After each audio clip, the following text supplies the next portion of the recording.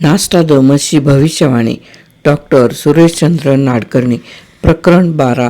अर्थ चुकीचा पण तटबंदी ऐतिहासिक. दुसऱ्या महायुद्धाचा मुख्य खलनायक होता जर्मनीतील नाझी पक्षाचा नेता आणि जर्मनीचा तत्कालीन चान्सेलर ॲडॉल्फ हिटलर. नास्ट्रादामसने अनेक चतुष्पदीत त्याचे नाव जवळजवळ स्पष्टपणे गुंफलेले आहे. अनेक वेळा हिस्टर तर काही वेळा हिटलर इतक्याच फरकाने त्याचा नावाचा उल्लेख केला आहे. हिटलरच्या जन्माच्या सुमारे 400 वर्षे अगोदर नास्ट्रादामस त्याचे नाव स्पष्टपणे कसे सांगू शकतो हेच मुळात अनाकलनीय आहे. त्याच्या नाझी पक्षाचे बोधचिन्ह स्वस्तिक होते आणि आजही आहे. आर्य संस्कृतीतील स्वस्तिक चिन्हाची माहिती नास्ट्रादामसला असण्याचे कारण नाही, परंतु पाय मोडलेला वाकडा क्रूस असे त्याचे वर्णन नास्ट्रादामसने केले आहे. त्याच्या दिव्य दृष्टीला हे नाझी पक्षाचे चिन्ह स्पष्टपणे दिसले असावे असा याचा स्पष्ट अर्थ आहे. नाझी पक्षाचे मुख्य कार्यालय वुल्फशँग या नावाने ओळखले जाते. नास्ट्रादामसने 400 वर्षापूर्वी युद्धपिपासू जर्मन सैन्याला लांडगा वुल्फ म्हणून संबोधले आहे. हिटलर आणि सोव्हिएत रिपब्लिकनचा सर्वेसर्वा स्टॅलिन यांनी युद्धाच्या सुरुवातीलाच मैत्री आणि अनाक्रमणाचा करार केला होता. त्याला उद्देशून नास्ट्रादामसने लांडगा आणि अस्वल यांची अभद्र युती असा अत्यंत समर्पक शब्दप्रयोग केलेला आढळतो. ॲडॉल्फ हिटलर आणि बेनिटो मुसोलिनी या जोडगोळीने केलेल्या उपद्व्यापांचे यथार्थ वर्णन करणाऱ्या अनेक चतुष्पदी आहेत. केवळ ॲडॉल्फ हिटलरच्या संदर्भातील ठळक चतुष्पदी म्हणून 1:34, 2:24, 3:35, 4:40, 69, 5:29, 94, 6:7, 51, 9:90 अशा अनेक चतुष्पदींचा उल्लेख करता येईल. हिटलरच्या संदर्भातील चतुष्पदींचा मागोवा घेण्यापूर्वी नास्ट्रादामसचा मूळ ग्रंथासंबंधीच्या काही गोष्टींचा तपशील मनोरंजक ठरावा. ॲबॅटॉर्ने नावाच्या एका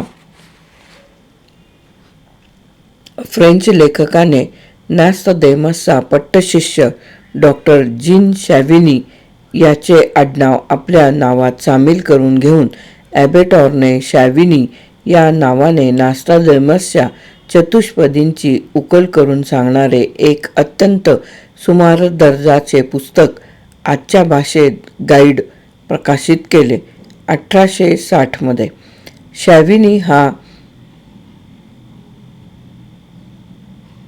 शॅव्हिनी या नास्ट्रादामसच्या शिष्योत्तमाचे नाव अनेकदा परिचित असल्यामुळे पुस्तकाची अभूतपूर्व विक्री झाली आणि त्यात दिलेले चतुष्पदींचे चुकीचे अर्थ देखील योग्य मानण्यात आले. इतकेच नव्हे तर फ्रेंच शासनाने त्या चुकीच्या अर्थाप्रमाणे आपले काही राजकीय निर्णयही फिरविले. उदाहरणच द्यायचे झाले तर पहा. 4थ्या शतकातील 80 क्रमांकावरील चतुष्पदी मॅजिनो लाईन तटबंदीच्या संदर्भात आहे. तिचा शब्दशः मूळ अर्थ आहे महान नदीजवळ भला मोठा खंदक, माती खणलेली, नदी 15 भागांत विभागलेली, शहर वेठीला धरलेले, रक्त, किंकाळ्या, आग, चकमकी सारे काही मोठ्या युद्धाच्या तयारीसाठी. फ्रान्सच्या पूर्वी सरहद्दीला मॅजिनो नदीच्या परिसरात ही तटबंदी बांधली जाईल असे नास्ट्रादामस म्हणतो. यात कुठे दुरान्वयानेही स्वित्झर्लंडचा उल्लेख नाही, परंतु ॲबेटॉर्नेच्या गाईडमध्ये मात्र स्वित्झर्लंड फ्रान्सवर आक्रमण करील, त्यासाठी ही तटबंदी बांधली जाईल असे स्पष्टीकरण दिले होते. आणि नास्तादेमसच्या भविष्यवाणीवर नितांत श्रद्धा असणाऱ्या फ्रेंच शासनाने लागलीच मॅजिनो लाईन प्रकल्प हाती घेऊन पूर्ण केला. पण स्वित्झर्लंडने कधी आक्रमण केलेच नाही आणि इतिहास पाहिला तर स्वित्झर्लंड हे युद्धमान राष्ट्र कधीच नव्हते आणि आजही नाही. दुसऱ्या महायुद्धाच्या प्रारंभी 1937 फ्रान्सने मॅजिनो लाईन तटबंदीची दुरुस्ती केली, तटबंदी अधिक भक्कम केली आणि तेथे नव्या युगातील मोठा सुसज्ज तोफखाना बसविला. फ्रान्सची पूर्व सरहद्द आता पूर्णपणे अभेद्य आहे असा लष्करी तज्ज्ञांनी निर्वाळा दिला. परंतु हिटलरच्या पॅन्झर रणगाडा डिव्हिजन्सची बेल्जियम या राज्याची तटस्थता आणि सार्वभौमत्व पायदळी तुडविले. पॅन्झर डिव्हिजन्स बेल्जियमद्वारा उत्तरेकडून फ्रान्समध्ये शिरल्या. 1940 आणि अवघ्या 8 दिवसात पॅरिसचा पाडाव झाला. फ्रान्सने शरणागती पत्करली. मॅजिनो लाईन तटबंदी आज पर्यटकांचे आकर्षण केंद्र बनली आहे आणि नास्तादेमसच्या भविष्यकथनाचे ते एक प्रकारचे मूर्त स्वरूपातील स्मारक म्हणता येईल. या पार्श्वभूमीवर दुसऱ्या महायुद्धात गोबेल्सच्या पत्नीच्या हातात नास्तादेमसच्या भविष्यवाणीचे पुस्तक पडले आणि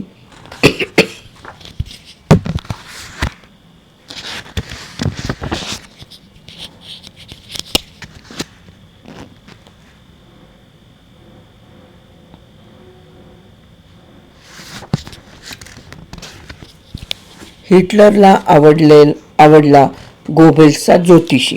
डॉक्टर जोसेफ पॉल गोबेल्स 1897 ते 1945 हा हिटलरचा अत्यंत विश्वासू सहकारी आणि प्रचार मंत्री होता.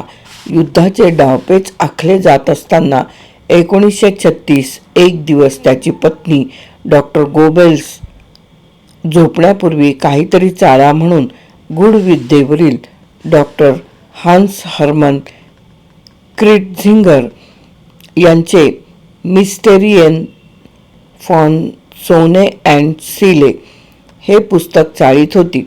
नास्तादेमसची दिव्य दृष्टी आणि भविष्यकथन दुसरे महायुद्ध आणि हिटलर वगैरे माहिती त्यात त्रोटक स्वरूपात दिली होती. तिचे कुतूहल जागृत झाले आणि तिने नास्तादेमसच्या सेंच्युरीज ग्रंथाचे जर्मन भाषांतर मिळवून वाचले. त्यात तिला नुकताच हिटलरच्या संदर्भात घडून गेलेला प्रसंग आढळून आला. ही 6व्या शतकातील 51वी चतुष्पदी. तिचे जर्मनमधील भाषांतर सांगत होते. तो नेता उशिरानेच सभास्थानी येईल आणि 10 मिनिटे अगोदरच निघून जाईल. भयानक मोठा स्फोट होईल. सहकाऱ्यांपैकी 30 जण आश्चर्यकारक रीतीने बचावतील. कटकारस्थान निष्फळ झालेले असेल.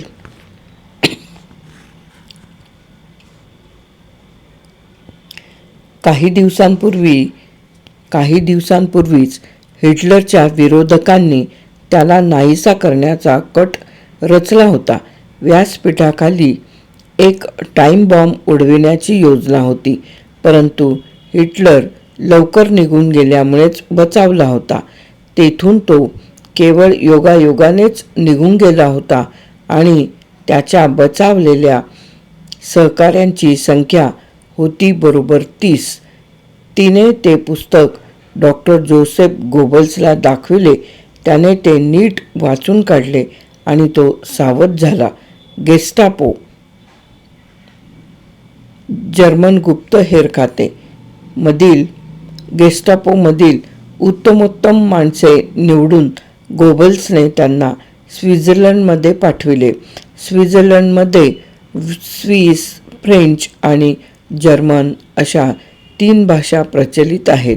तेव्हा फ्रेंच आणि जर्मन या 2 भाषांवर प्रभुत्व असलेला उत्तम ज्योतिषी तेथेच सापडू शकणार होता.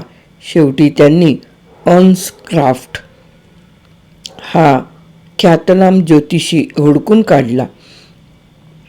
गोबेल्सने त्याला हिटलरची जन्मपत्रिका दाखवून भविष्य विचारले. अर्न्स्ट क्राफ्ट मनातून घाबरलाच होता, पण युद्धजन्य परिस्थितीमुळे त्याला पैशाची फार निकड होती. त्याने हिटलरच्या आयुष्यातील सर्व चांगल्या गोष्टी सांगितल्या आणि वाईट गोष्टी सांगण्याचे टाळले. गोबेल्सच्या मनावरील दडपण कमी झाले. गोबेल्सने त्याला नास्ताडेमसच्या सेंच्युरीजमध्ये घुसडण्यासाठी बनावट चतुष्पदी तयार करण्याची योजना समजावून सांगितली. क्राफ्टला त्यात भरपूर पैसे मिळणार होते, परंतु भविष्यकथन, नीती, ज्योतिष इत्यादींवर मुळीच विश्वास नसलेल्या ॲडॉल्फ हिटलरची मंजुरी कशी मिळणार अन त्याच्या मंजुरी वाचून योजना राबविणे शक्यच नव्हते. गोबेल्सने क्राफ्ट यालाच काहीतरी मार्ग शोधून काढायला सांगितले.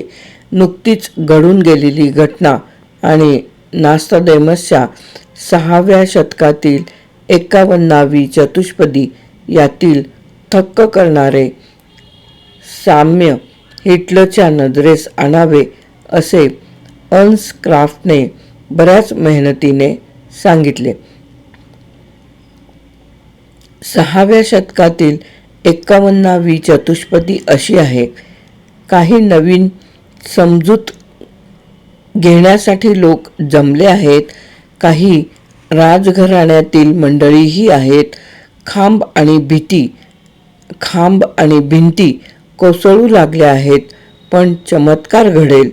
नेता आणि त्याचे 30 साथीदार अगोदरच निघून गेले असतील. आणि खरोखरच असे घडले होते. हिटलर ठरलेल्या वेळेपेक्षा उशिरा आला होता आणि 10 मिनिटे अगोदरच निघून गेला होता. त्याचे 30 प्रमुख साथीदारही उठून गेले होते आणि त्यानंतर बॉम्बस्फोट झाला होता. नास्ताडेमसच्या चतुष्पदीनुसार घडलेला हा सर्व वृत्तांत समजताच हिटलरची गोबेल्सच्या योजनेला संमती मिळाली. इतकेच नव्हे तर अर्न्स्ट क्राफ्ट हा हिटलरचा विश्वासू सल्लागार बनला. नव्या चतुष्पदींची तयारी सुरू झाली, पण चतुष्पदी बदलल्या तरी नीती थोडीच बदलते. प्रकरण 12 येथे समाप्त. नास्ताडेमसची भविष्यवाणी डॉक्टर सुरेशचंद्र नाडकर्णी.